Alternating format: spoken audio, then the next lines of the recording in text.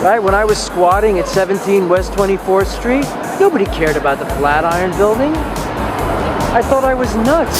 So like I was saying, I am Manhattan Mark. I think of the Flatiron Building as a living, breathing character, a major player in the amazing organism called Manhattan.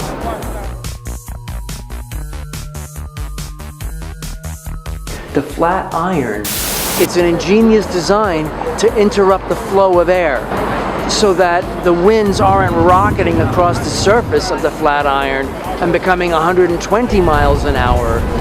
And then you walk around it, as people have been doing since 1902.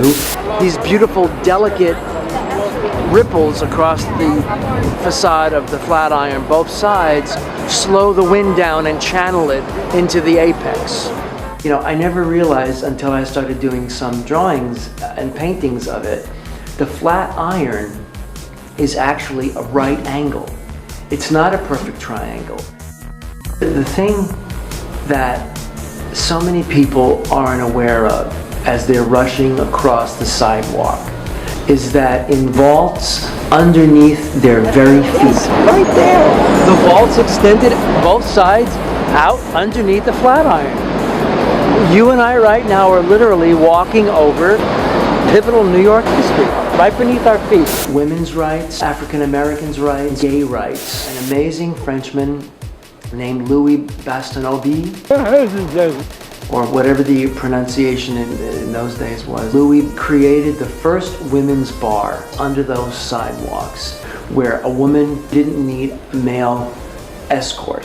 And in fact, if you were a single man looking to get lucky, you wouldn't be admitted into this club unless you had a female as your mascot. Gay men were cruising each other on the downtown side of the Flatiron Building.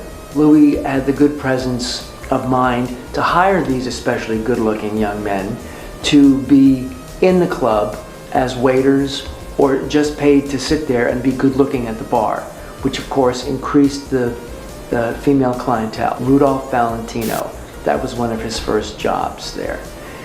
Louis went one step even further. He hired the first African-American musician, Louis Mitchell, from Harlem. It was a jazz band, and it was the first time that this amazing sound, which grew out of ragtime, as we all know, this amazing music called jazz could have been heard live. All of this was going on in the basement of the Flatiron District. The vaults are still down there, empty, just waiting to be reopened and made into the Museum of Thriving 1903 Integration. And to see all these 20 and 30 somethings zipping all around that neighborhood, filling it with life and all the activity there, it's thrilling.